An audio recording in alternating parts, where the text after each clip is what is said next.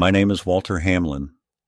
I'm 81 years old, a veteran, a widower, and a man who used to matter in this world. Once upon a time, people stood when I walked into a room. Now, I use a cane to move from the kitchen to the front door, and nobody even lifts their eyes. They don't see a man anymore. They see the cane first. They see the age, the slowness, the irrelevance. I live alone in a modest brick house on the outskirts of Temple, Texas. I've lived here for over 40 years, ever since my return from Vietnam. This place has seen my youth, my marriage, my children's births, my wife's death, and now it quietly absorbs the silence of my days. The lawn out front is mostly brown in the summer and patchy in the winter, but I keep it trimmed out of habit. I still mow it myself, slowly. I won't let anyone take that from me. After I fractured my hip last year, my doctor told me I'd never move the same way again. I accepted that. What I didn't accept was the pity, the sideways glances, the assumption that I was now something to be managed, like a cracked pipe or a broken fence post. The cane became part of my body, an extension of my will. I chose it carefully, not one of those aluminum things from Walmart. Mine is oak, carved with the same care I once put into my old rifles. I sanded and lacquered it myself. The handle is smooth, molded to my grip. There's a knot near the base that reminds me of the scar on my shoulder. Earned in 1968 during a firefight none of the young men in my life have ever asked about. I have 2 sons, Rick and Jeremy. One's a dentist, the other works in logistics, whatever that means. They're both busy, always on a call, always running behind. They live about 40 minutes away, and between them, they've visited me maybe 3 times this year. I don't blame them. Not entirely. They have wives, kids, mortgages. They say all the right things. We love you, Dad. You're our rock, Dad. We're just so busy, Dad. But their love is like the morning mist, there for a moment, then gone before it reaches the ground. The truth is, they've already moved on. I am not part of their everyday. I'm the once-a-month phone call, the obligatory Thanksgiving dinner, the birthday card signed, "Love from all of us." My grandsons, Tyler, 17, and Max, 14, barely know me. When they were little, I tried. I read them stories, took them fishing, told them tales about Vietnam that were softened for their ears. But over time, their eyes began to glaze over, their thumbs twitching for a screen. Now, when I see them, which is rare, they nod politely like I'm a neighbor. They barely recognize. They don't ask me questions. They don't hug me. Sometimes I wonder if they'll even remember my name once I'm gone. My wife, Dorothy, passed away 6 years ago. Stroke. Quick and cruel. We had been married 55 years. She was the only person who ever truly listened to me. Not the kind of listening that waits for its turn to speak, but real listening, the kind where you feel seen. Since her death, I've spoken aloud less and less. The silence in the house is thick, like fog you can't quite drive through. I speak to her photograph every night. I tell her how the lawn looks, what I ate, what I didn't eat, What the doctor said, what the TV said. She never answers, but I know she hears me. Sometimes I leave the radio on just to trick the silence into backing off a bit. I miss her in ways I didn't think were possible for a man my age. I miss her perfume, her nagging, the sound of her teeth clicking against her coffee cup. Every morning is the same. I wake up before the sun, out of habit more than necessity. I boil water for my coffee. 3 tablespoons of ground beans, a pinch of salt, just the way Dorothy made it. It doesn't taste the same. Nothing does. I sit by the window and watch the street. The same people walk their dogs. The same garbage truck lumbers by. The world continues its routine with no regard for the fact that I am no longer a part of it. I watch them all, the young mother jogging with a stroller, the neighbor boy with a skateboard, the mailman who never looks up from his route. I used to wave. Now I don't bother. My life used to have structure. Morning PT, drills, deployments, monthly reports, inspections. After the Army, I worked in a hardware store, then managed it, then bought a share in it. I liked working with my hands. Tools don't lie. Screws don't gossip. Wood doesn't cheat you. People do. Now the store is gone, turned into a vape shop. I pass by sometimes and see teenagers standing outside, clouding the air with fruit-flavored smoke. I wonder if they know what discipline is, what sacrifice is. I wonder if they ever will. Sometimes I go out just to prove I still can. The supermarket, the pharmacy, the barber shop, places that used to be errands have become battlegrounds. I park as far as I can and walk the distance, cane in hand, each step deliberate. People offer to help me carry things. Some days I say yes, most days I don't. I'm not angry at them. I'm angry at what I've become in their eyes, a fragile man, a liability. My mind is as sharp as ever. My body betrays me, but my thoughts are intact. I remember every face I saw in war. I remember the feel of rain on my helmet, the whistle of incoming mortar, the taste of instant coffee in a foxhole. Last winter, I slipped on my porch and lay there for almost an hour. It wasn't the pain that got to me. It was the look on the paramedic's face. Pity, again. Like I was just another old man whose time was running out. Rick showed up at the hospital, nodded through the paperwork, and spent the whole time texting. He said, "You need to think about assisted living, Dad." I told him I'd rather die in my own kitchen than live in a place where people wipe your mouth like you're a child. He laughed. He thought I was joking. I wasn't. Lately, they've been circling, Rick and Jeremy, calling more, offering to stop by, asking if I've thought about the future. They use coded phrases, safety, accessibility, retirement options. I know what they're really asking. They want the house, or maybe they just want me somewhere they can check off like a chore list. Somewhere out of the way. I've seen it before.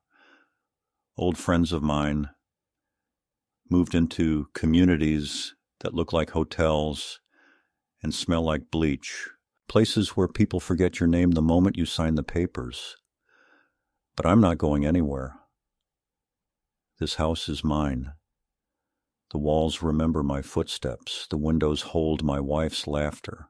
The floors know the rhythm of my mornings. And the cane? That stays with me too. It is not just for walking. It is a reminder. of who I was, of who I am still trying to be. They think I'm weak now. They think I don't see the condescension in their voices, the way they trade looks when I say something with conviction. They think time has worn me down into a man who won't fight back. But they're wrong. I've fought worse. I've buried friends. I've come home to silence and built a life from it. I've endured loss, loneliness, and now the slow erosion of identity that comes with growing old in a world that has no patience for age. I am not finished. I may be quiet, but I am not passive. I may walk with a cane, but I do not lean on others. The cane is not a crutch. It is a weapon, if need be. And soon they will understand just how steady my hand still is. They threw my cane in the trash, not knowing what they were discarding. But I picked it back up, and I will use it to knock them quietly, decisively out of my life. It began with what seemed like concern. A late May afternoon, warm but not yet stifling, and Rick called me out of the blue. Not a text, not a voice message, but a real phone call. His voice in real time, asking how I was. That alone should have tipped me off. He never called without a reason. Jeremy was on the line too, joined in via some conference feature I never cared to learn. Their voices were syrupy sweet, the kind of soft-edged tones people use when delivering news to a toddler or a dying pet. They asked how I was feeling, how my leg was healing, whether I was lonely. It was all framed in the guise of family concern, but something in me knew better. You get a nose for motives after 81 years. Eventually, after enough sugarcoating to rot a saint's teeth, Rick got to the point. "We were thinking, Dad," he said. "Maybe it's time you stayed with one of us for a while, just until you're fully back on your feet." Jeremy chimed in before I could answer. "It's not that we don't trust you alone. It's just, well, after last winter, we worry. What if something happens and you can't get to the phone? What if it's worse than a slip next time?" I told him I appreciated the concern, but that I was managing fine. I wasn't reckless. I had systems in place, neighbors who checked in, a phone within reach in every room. But they pressed on, and as I listened, I began to realize this wasn't a request. It was a decision already made. They said it would be temporary, that I could stay in Rick's spare room just a couple weeks, and they'd make it comfortable. I should have known that when people say comfortable, they usually mean convenient for themselves. I agreed reluctantly, because sometimes it's easier to let the wind blow through than try to shut the door in a storm. The next day, Rick and Jeremy came together to help me pack a few things. They were unusually efficient, rushing me, wrapping things I hadn't even agreed to take. They packed my shaving kit, some clothes, medications, and a few books I hadn't touched in years. They left behind my favorite sweater, the radio I used for background noise, and my coffee grinder. But worst of all, they tried to leave the cane. "You won't need this," Rick said, holding it like it was a dead branch. "We'll get you something safer, maybe one of those aluminum walkers with wheels and a seat." I told him absolutely not. That cane was mine. I'd made it. I'd bled into the wood, sanded it with my own hands. It fit my grip better than a handshake. But he laughed and shrugged, and I watched him carry it out to the car. I assumed he put it in the trunk. I should have known better. The drive to Rick's house was long and quiet. They didn't talk much, just the occasional remark about traffic or gas prices. I sat in the back seat, clutching a duffel bag, my hips stiff, my jaw tighter with every passing mile. Their house was big, almost vulgar in its design, stucco walls, a 3-car garage, trimmed hedges that looked like they cost more to maintain than my entire yard. Inside, everything was sterile. White counters, chrome fixtures, a living room that looked more like a waiting room. No pictures on the walls, no warmth, just curated perfection. They led me to the back room. Your space, Rick said, smiling. It had no windows. The bed was low, with a memory foam mattress that smelled like plastic. There was a narrow dresser and a cheap chair in the corner, the kind that wobbles slightly when you sit on it. We thought this would be better than the guest room upstairs, Jeremy added. You know, fewer stairs, easier access to the bathroom. I nodded, though inside I felt like a suitcase being tucked into a storage closet. I asked where my cane was. Rick exchanged a quick look with Jeremy. Oh, you didn't bring it in? He said. I thought it was still in the trunk. I hobbled to the garage that evening to check. It wasn't there. I searched the car, the back seat, the trunk, the garage shelves. Nothing. I found an empty trash bin and a broken handle leaning against the wall. It took me a moment to realize what I was looking at. The remains of my cane, snapped at the neck, splintered, tossed like refuse. I stood there a long time, staring at it. My cane, my creation, my companion, discarded like an old receipt. I didn't ask them about it. What was the point? The answer would have been the same mixture of evasion and gaslighting I'd been hearing for months. It was damaged. You probably forgot to bring it. We're just trying to help. Lies wrapped in parental tones, but something shifted in me that evening. A quiet click, like a rifle chambering around. The next morning, they gave me a walker. Lightweight, collapsible, made of cold metal and rubber tips. It had a sticker on the side that said, Easy Mobility. It squeaked when it moved. Every time I touched it, it felt like an insult. I asked again about my cane.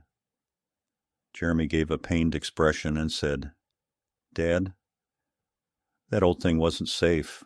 It was just a piece of wood. This is medical grade. As if I'd asked for a diagnosis. As if dignity could be upgraded to aluminum. I didn't argue. Not then. I took the walker and used it, just enough to lull them into believing I was accepting my new reality. The days passed in a fog of forced routine. Breakfast at 8, lunch at noon, dinner at 6.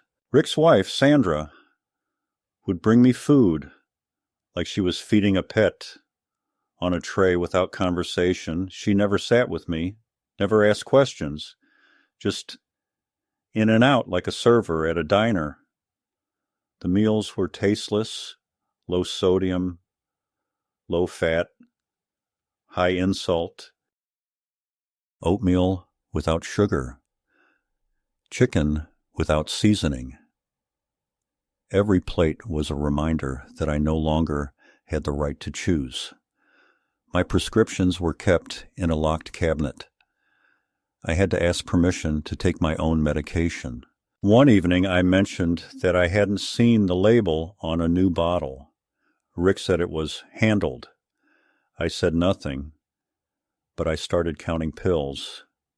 Worse than the meals, Worse than the prison-like routine was the tone, the voice Rick used when speaking to me, slow, exaggerated, like I was some child just learning English.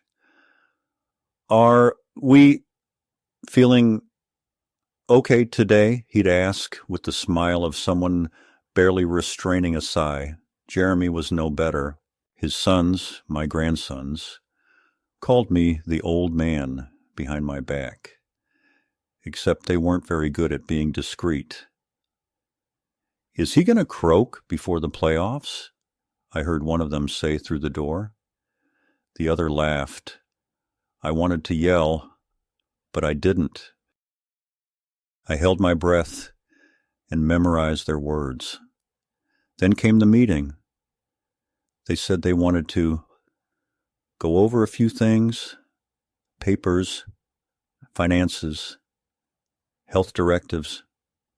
Rick printed out a folder, placed it in front of me like a contract killer delivering terms. "Just so we're prepared, Dad," he said. "It's for your benefit."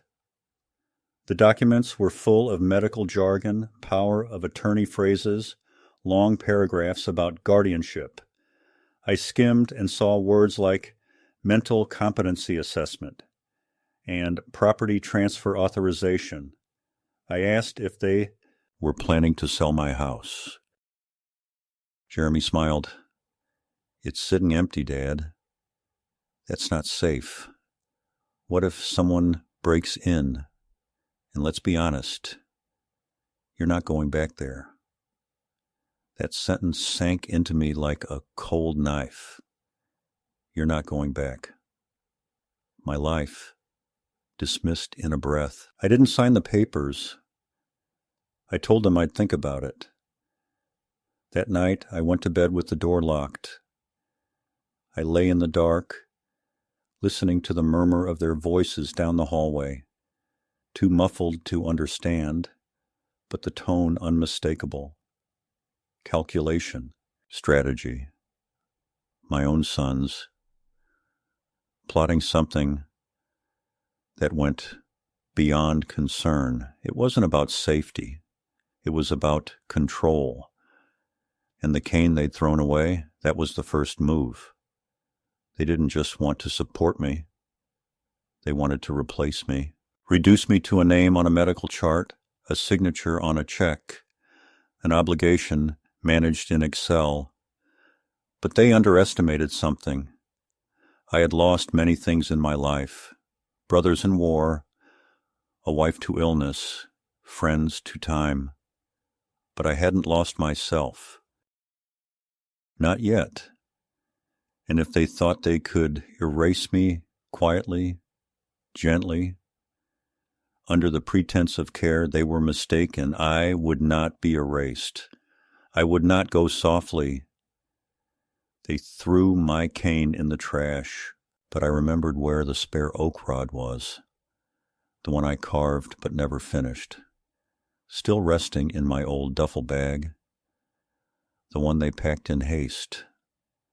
It wasn't polished, but it was solid.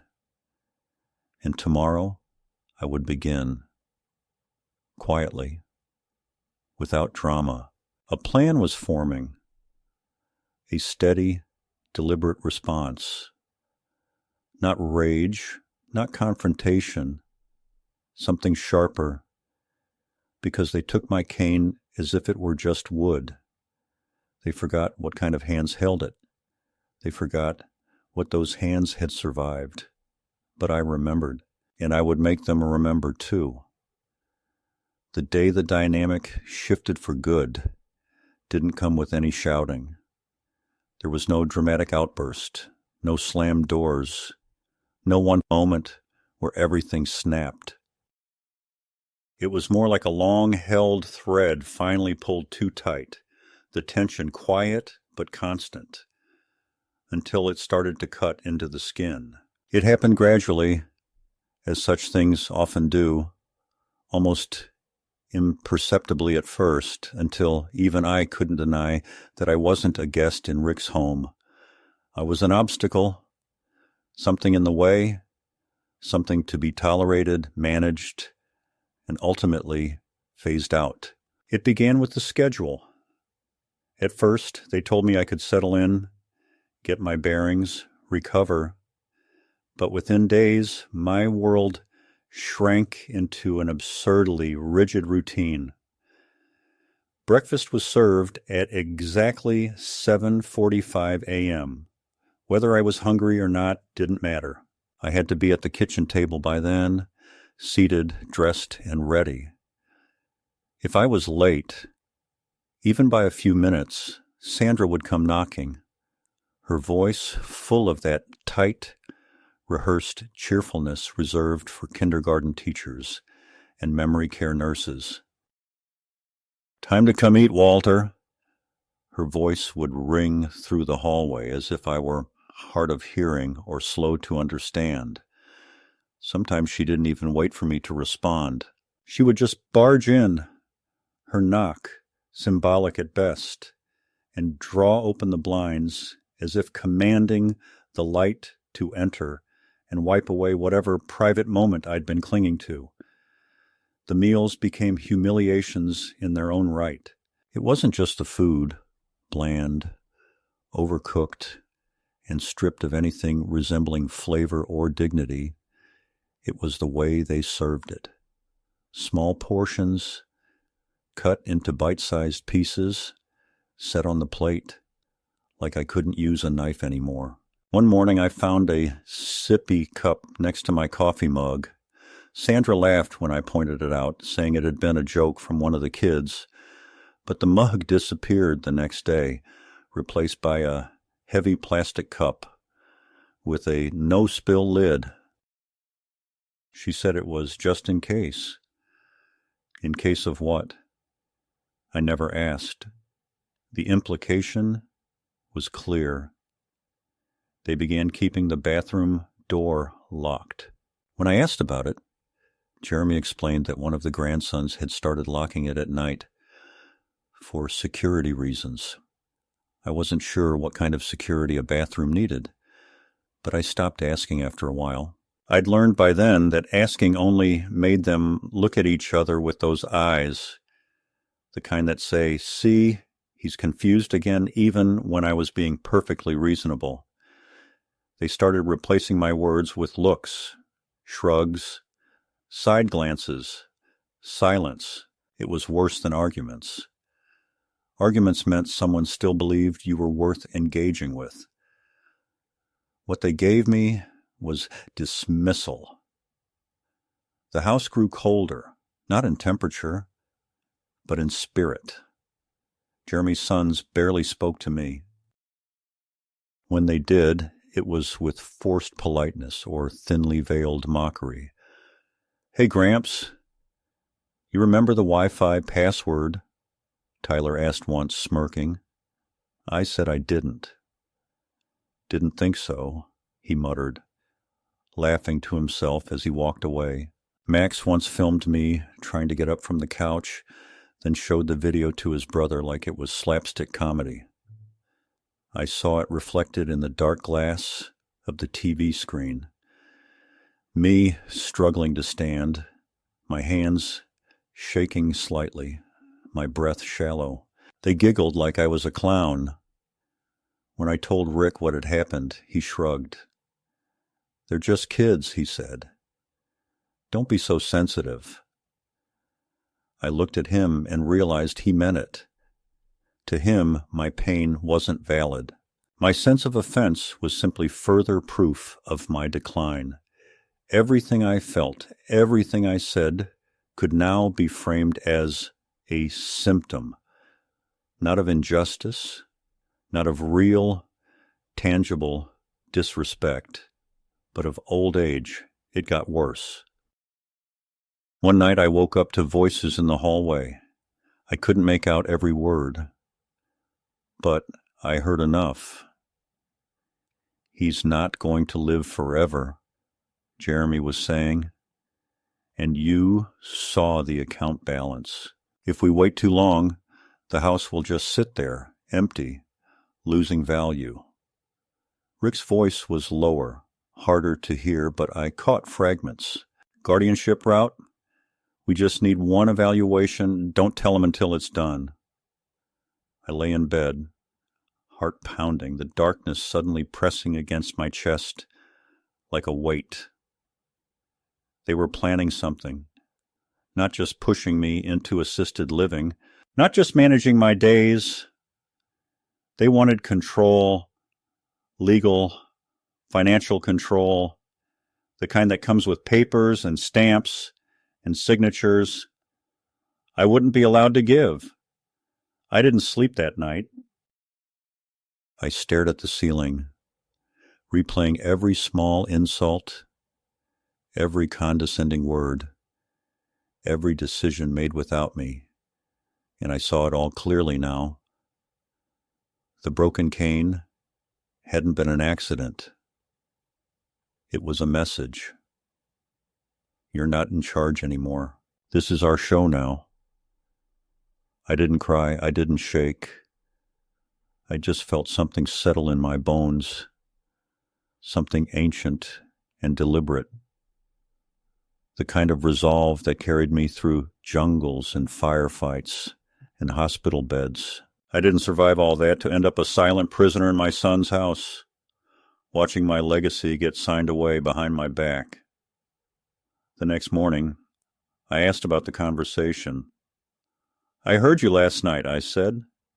Rick paused, his fork midway to his mouth. You must have dreamt it, Dad. Jeremy didn't even look up from his phone. Probably the TV. You know how the sound carries. I stared at them both, not blinking. They went back to their breakfast, like I hadn't spoken at all. That day, I checked the hall closet when no one was around. My suitcase, my good one, the one with the hidden compartments, had been rifled through.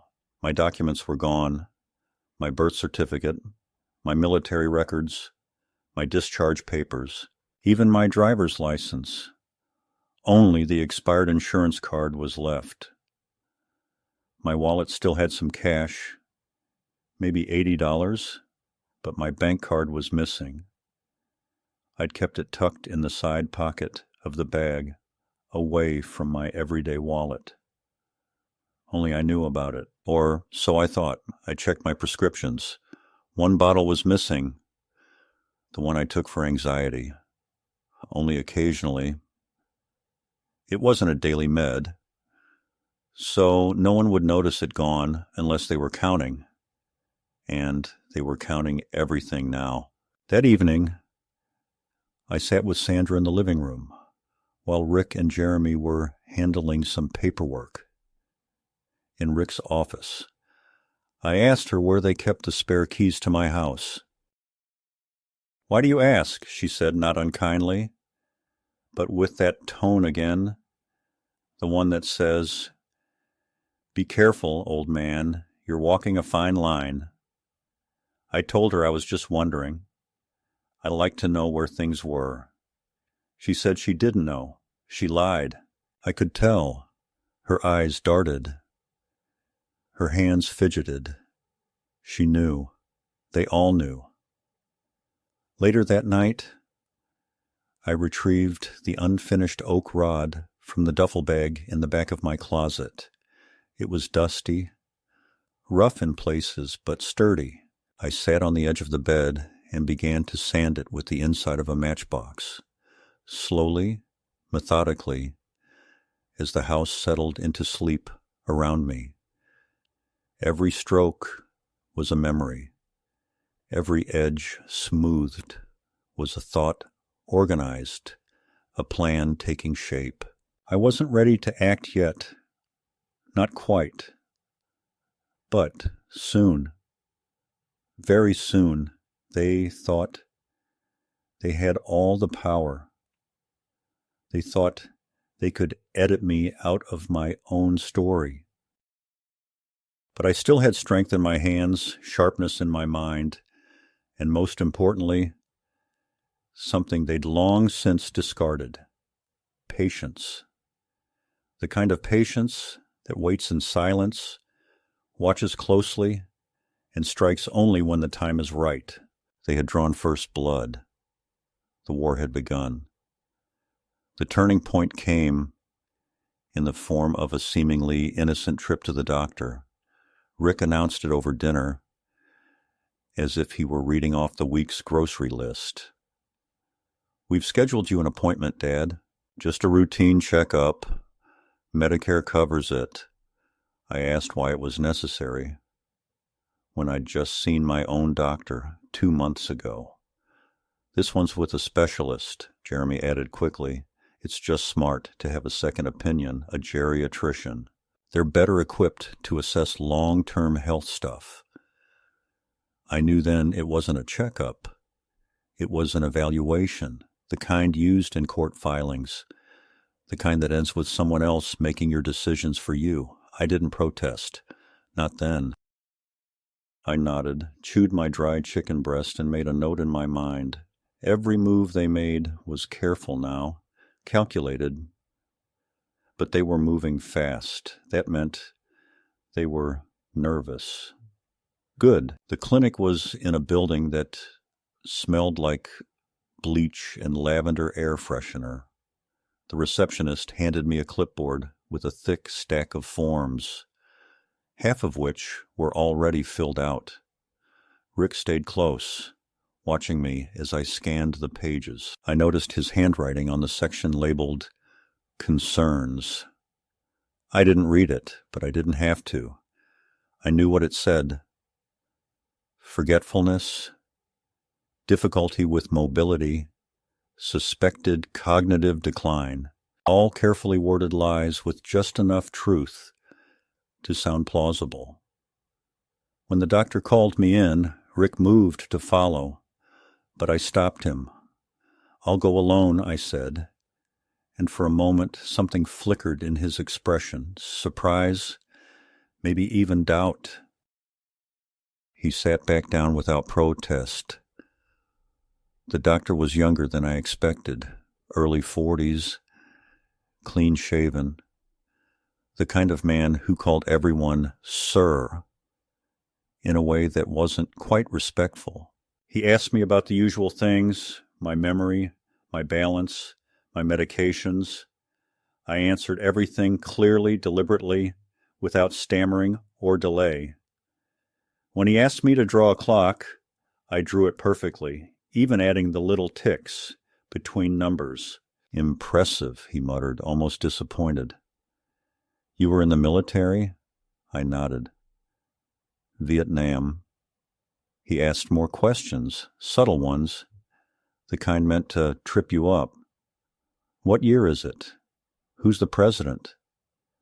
Count backward by sevens from 100. I did all of it without a hitch. When I finished, he sat back in his chair and looked at me like I'd just spoiled his plans.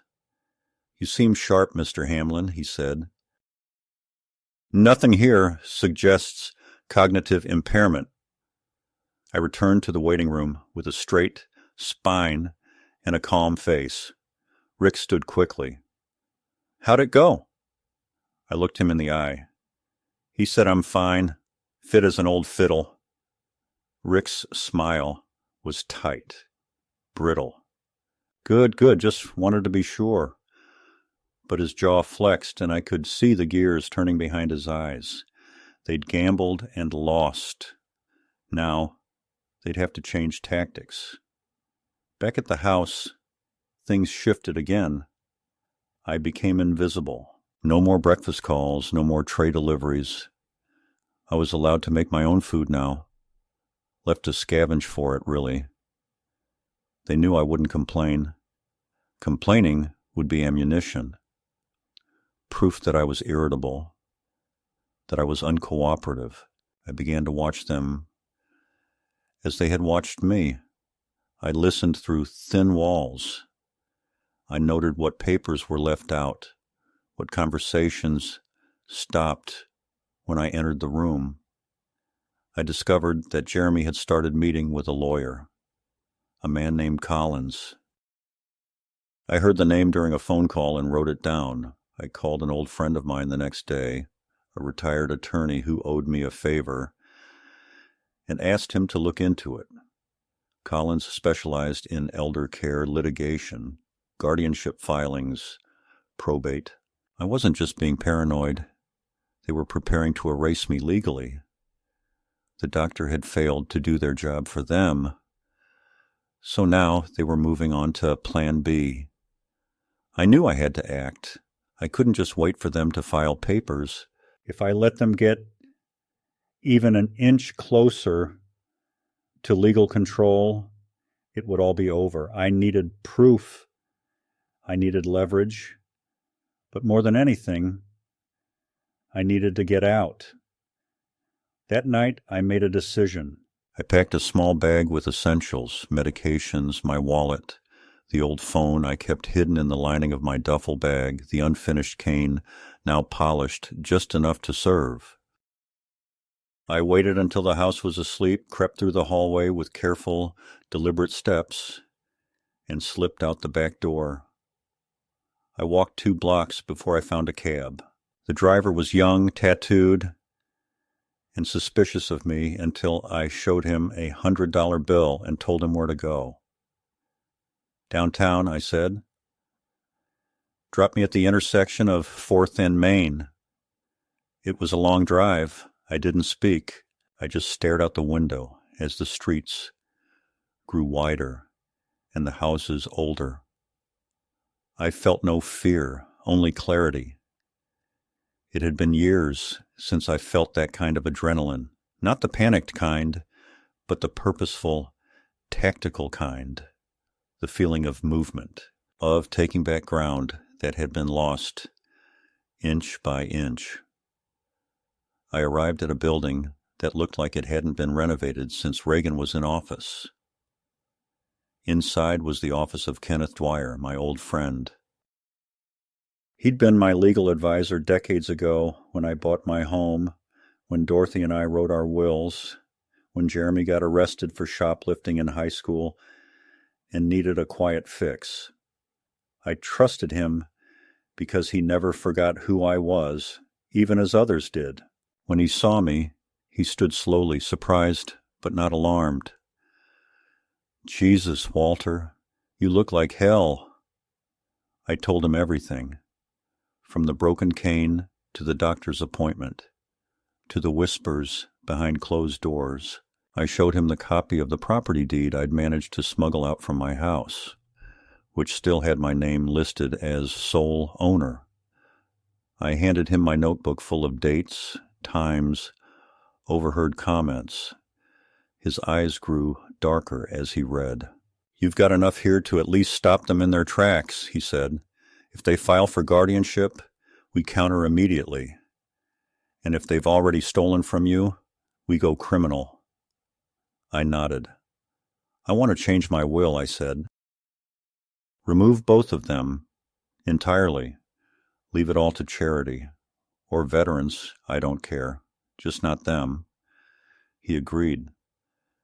"And I want a restraining order. If they try to take me again, they don't get within 50 feet. Dwyer leaned back in his chair and let out a long breath. "You sure, Walter? This is war." I looked at him, calm as a lake before a storm. "It's already begun." By dawn, the papers were filed. By noon, I was checked into a small, privately owned, extended stay hotel on the east side, under a different name, cash paid up front. I bought a new phone, new clothes, and contacted the local branch of my bank to change all account access. Rick and Jeremy would discover soon enough that the locks had changed, both literal and legal. I sat on the hotel bed that evening, cane resting against the wall, and for the first time in weeks felt the full breath of freedom in my lungs, not just from their control, but from the years of appeasement, of quiet tolerance. The moment had come. I was no longer in hiding. I was rearming, recalibrating, reclaiming the territory of my life they thought they could annex.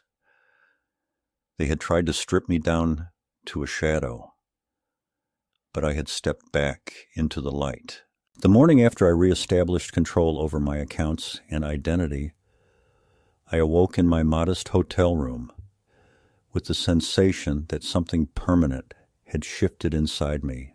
I felt it in my chest, in the steadiness of my pulse, in the quiet thrill of simply being awake in a space where no one could barge in, question my choices, or comment on my posture as I buttered a piece of toast.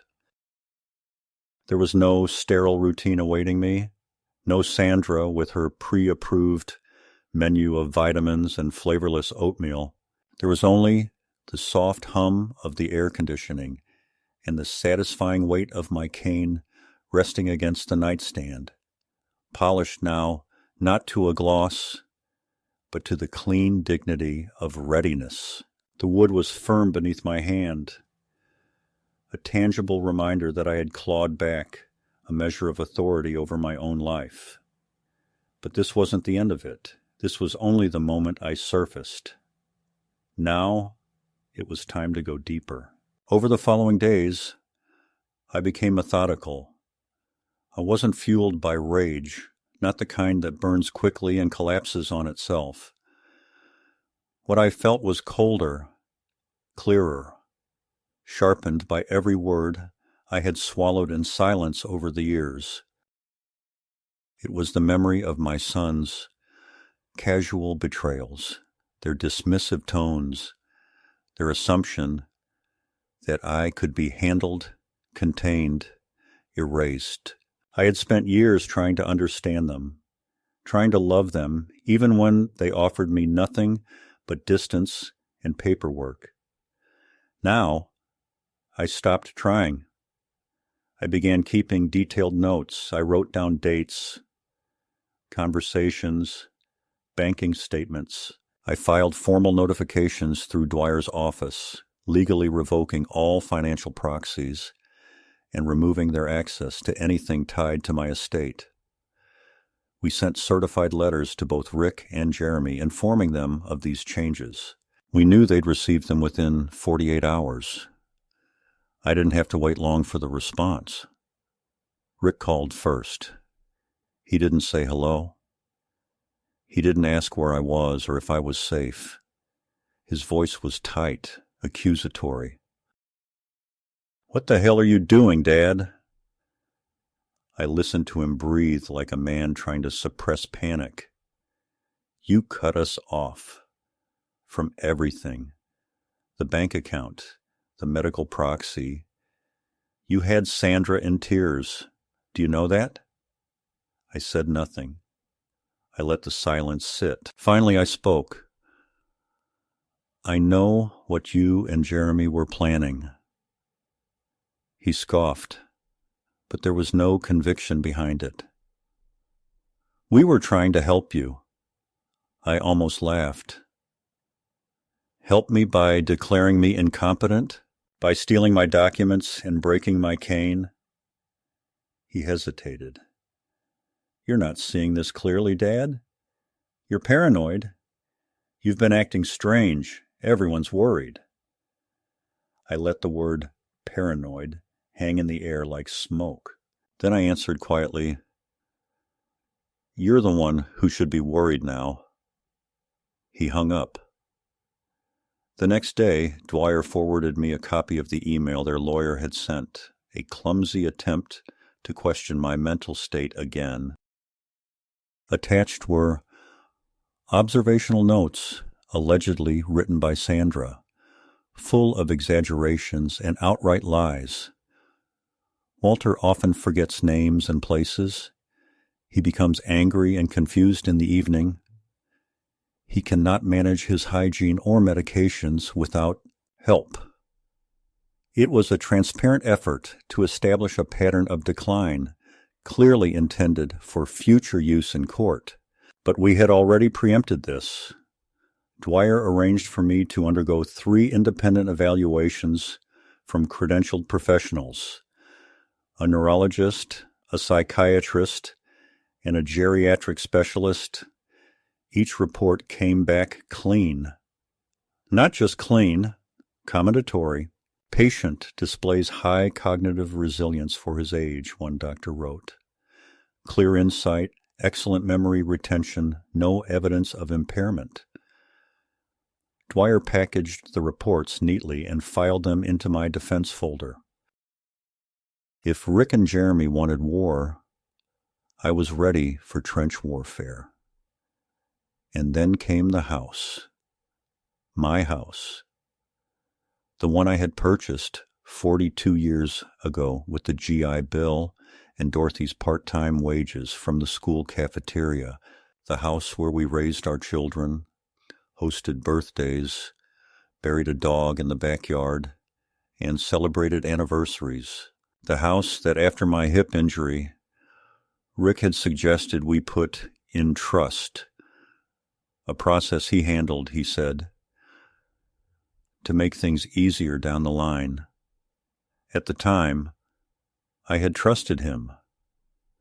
I didn't read the fine print. I had assumed, foolishly, that blood still meant something. But Dwyer dug up the records and showed me the truth.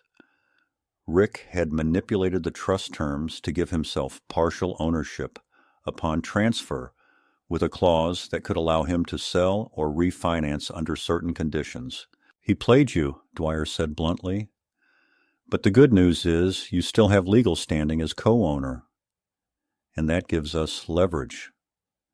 We filed to challenge the trust. Simultaneously, Dwyer contacted a realtor to appraise the home.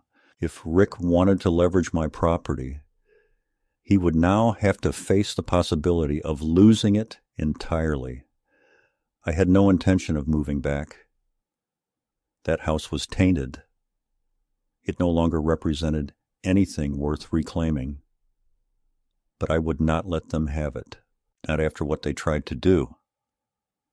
Dwyer filed a motion for forced liquidation under joint ownership law. If the other party refused, we would pursue division of assets through the court. The message was clear: either buy me out or watch the house get sold. By the time the legal wheels began turning, Jeremy made his move. He showed up at the hotel. I don't know how he found me. Maybe a friend at the bank tipped him off. Maybe he paid someone. All I know is that I opened the door one morning and found him standing there in a blazer, holding a Starbucks cup and a folder. He looked tired, thinner, angrier than I remembered. "Can we talk?" he said. I let him in, not out of grace, but curiosity. He didn't sit. He paced the room like a salesman on the edge of losing a deal. "Dad, this has gone too far. You're acting like we're enemies. We're your sons. You raised us. You taught us everything." I looked at him and saw the boy who once cried because I missed a baseball game. But that boy was gone, replaced by a man with paperwork and a price. "You tried to take my life from me," I said. He flinched, but recovered quickly. "We were trying to protect you. You weren't acting like yourself. You were forgetful, paranoid, angry." I held up the medical reports. 3 doctors disagree with you. He sneered. "Doctors don't know everything." I nodded. "And sons don't always deserve their fathers." He looked down, then pulled something from the folder. It was a proposal, a buyout offer for my share of the house, half the market rate. "You're not getting the full value," he said. "No one will buy if we fight this in court. You'll lose money." I smiled.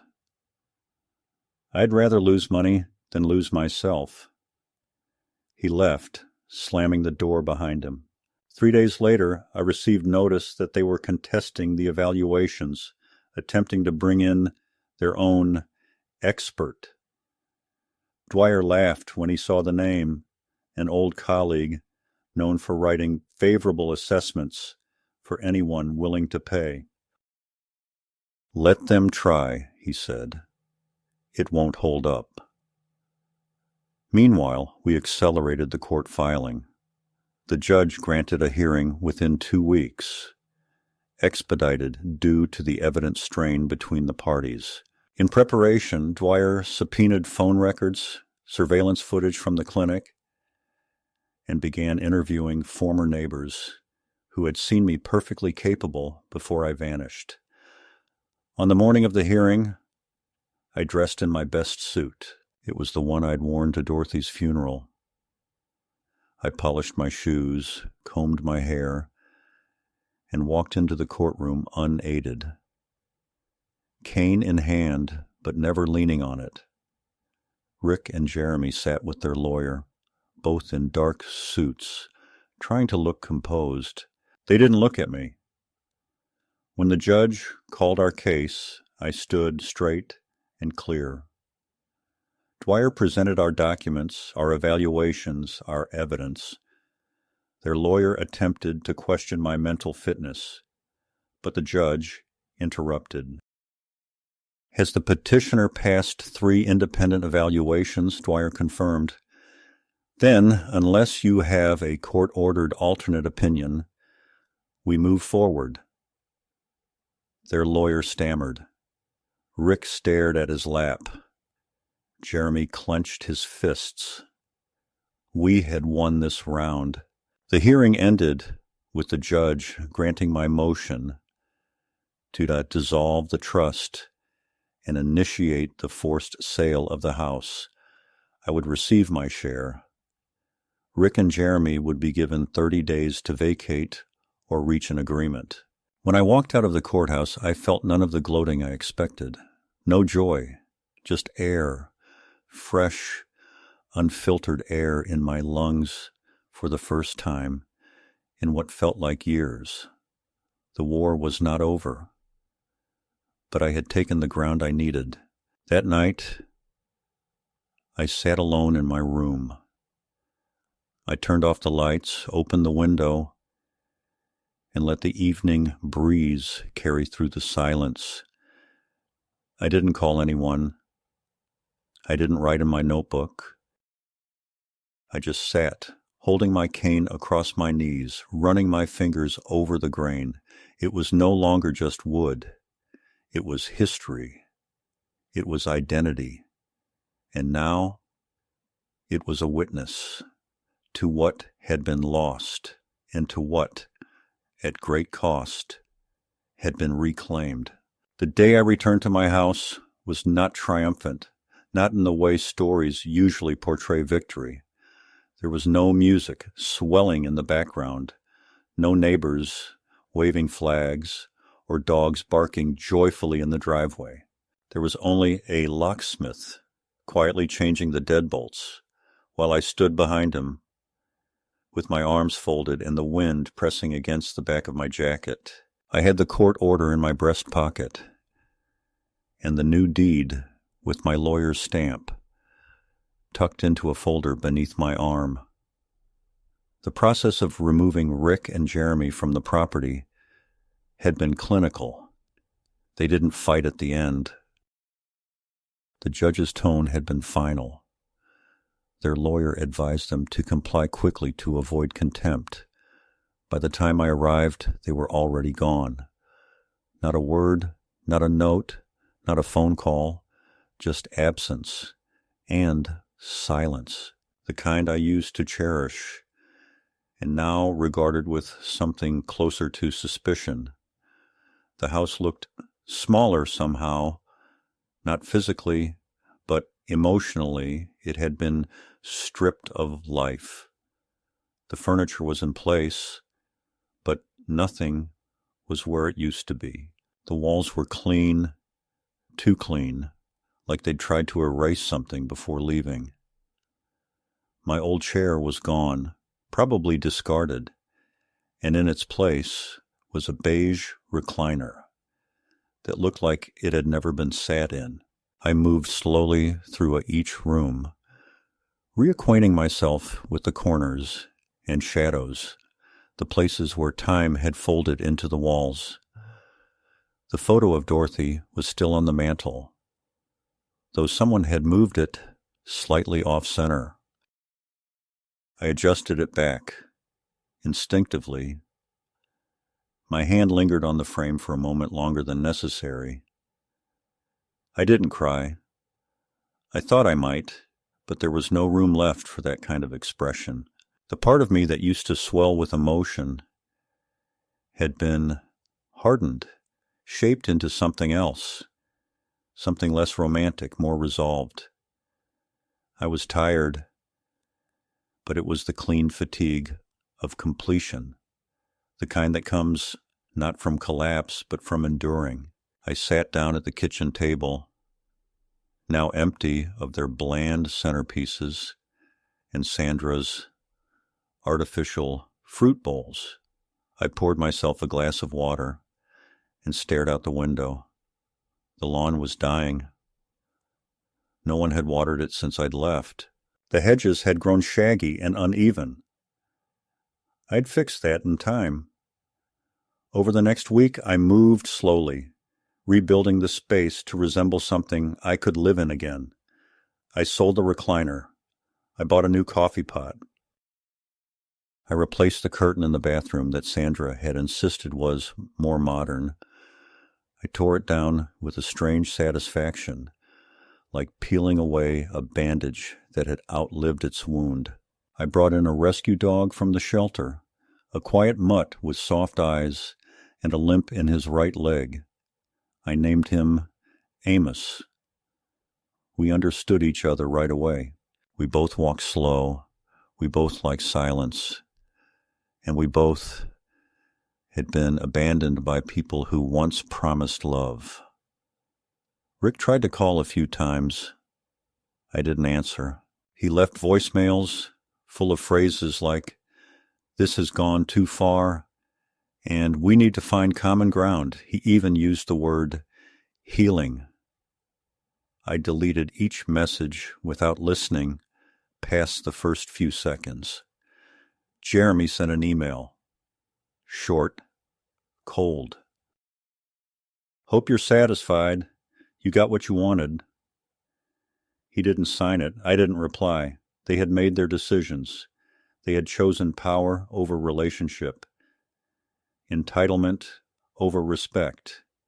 They had broken something in me that no apology could fix. One afternoon, about 10 days after I'd moved back in, I found myself in the garage. I hadn't intended to go in there. I'd opened the door to find a screwdriver and ended up standing in the center of the space, surrounded by shadows of my former life. The workbench was still there, though someone had moved all the tools. My old fishing rod was snapped in two, tossed in a corner. My boots were gone, but in the far corner, underneath a stack of broken picture frames and rusted paint cans, I found what I hadn't realized I was looking for. The cane. The original one. The one they had snapped and thrown away. They hadn't bothered to take it with them. They hadn't even truly thrown it out. They had just hidden it, buried it like evidence. I picked it up. It was cracked near the base, the shaft splintered and rough, but it still held its shape. It still resembled itself, even in its wounded state. I ran my hand along the grain, felt the break with my thumb, and then I leaned it against the wall next to its replacement. 2 canes, one broken, one whole. I stood there for a long time, staring at both, thinking about the man I used to be, the man I had to become to survive this, and the man I would choose to be now. I went into the house and sat at the kitchen table. I opened a fresh notebook and wrote just one sentence on the first page. I am not what they tried to make me. Then I closed it. That was enough. No memoirs, no confessions, just the act of writing it down was enough to make it true. That night I took a walk around the neighborhood. Slow, steady, cane in hand, Amos at my side. Some neighbors waved. Others looked away, embarrassed maybe. They had seen the ambulance that night I fell. They had seen my sons pack up the car and drive me away. But no one had knocked. No one had asked. That was fine. I wasn't angry anymore. I was simply aware of how easy it is to disappear when people decide you are no longer necessary.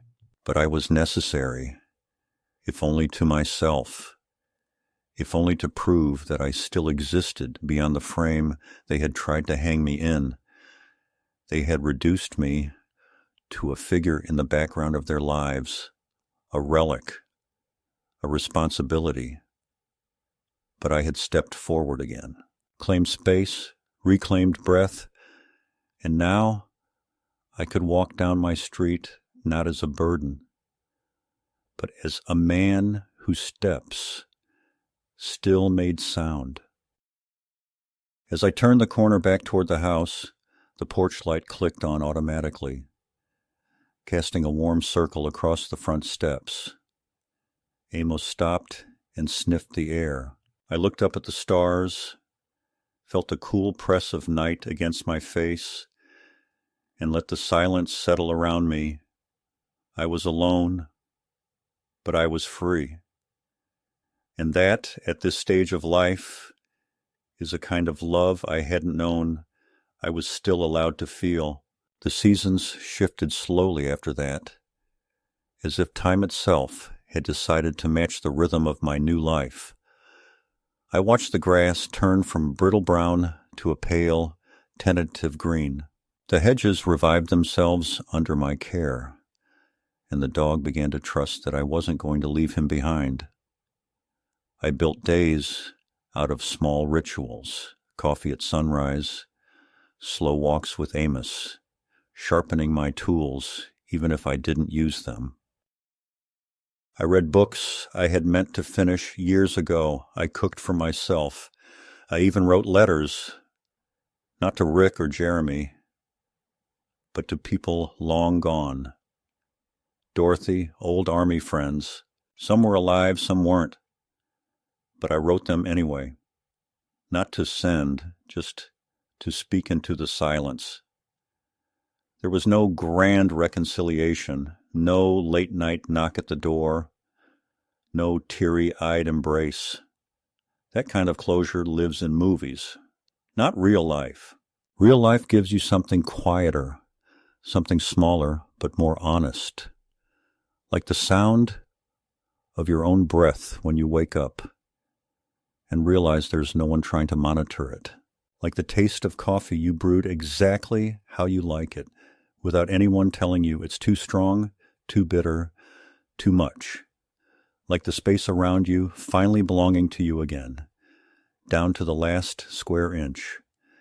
That was the real ending. Or maybe not an ending, just a new sentence beginning after the ellipsis. Rick never called again. Jeremy sent one final email, more insult than apology, accusing me of selfishness, of betrayal.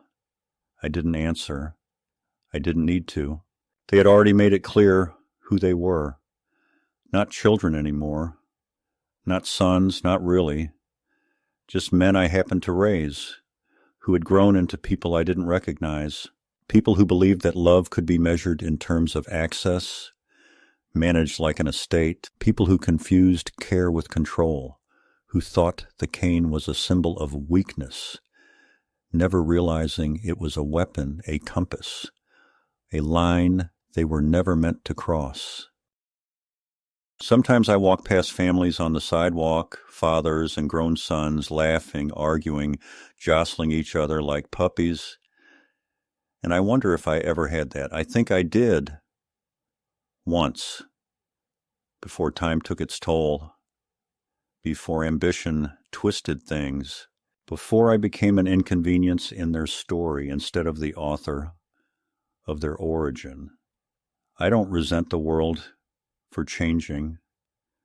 I resent the people who pretended they hadn't, who smiled while repositioning you behind glass like an exhibit labeled Dad 1943 too. I updated my will, left the house and all remaining assets to a veterans scholarship fund. Dwyer handled the paperwork, asked if I wanted to include any last provisions for the boys. I told him no. Let them make their own way, as I had. Let them learn what I had to learn the hard way, that life is not an inheritance. It is a responsibility. That love without respect is just another form of theft. That one day, if they're lucky, they'll live long enough to know what it feels like to be underestimated by people who once called you Dad like it meant something.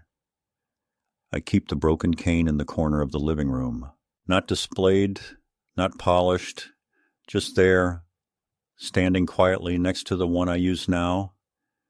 Sometimes I look at it when I'm pouring coffee or feeding the dog. It reminds me of everything, of how far I let them push me, of how far I had to go to stand up again, of the night I found my name buried under paperwork and pulled it back with nothing but a pen and a lawyer who still remembered who I used to be. It reminds me that the body may weaken, but the will that remains if you tend to it, like a flame in wind. I don't know how much longer I have.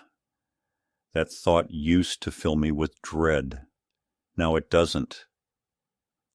I've reclaimed my ending, not the details of it, but the ownership.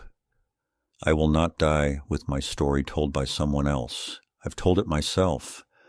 I've lived it with pain, with silence, with fury, with clarity, and now with peace, real peace.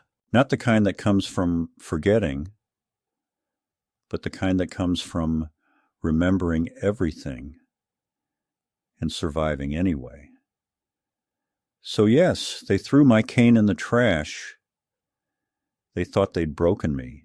But what they really did was carve away the final illusions I had about who they were. And what they gave me in their cruelty was freedom. I picked up what they discarded. I shaped it anew. I used it not just to stand, but to strike. Not with violence, but with truth. And in doing so, I knocked them out of my life, not out of vengeance, but because I finally understood that love must be earned, and dignity must be defended, even when your hands shake and your knees protest. Even then, especially then,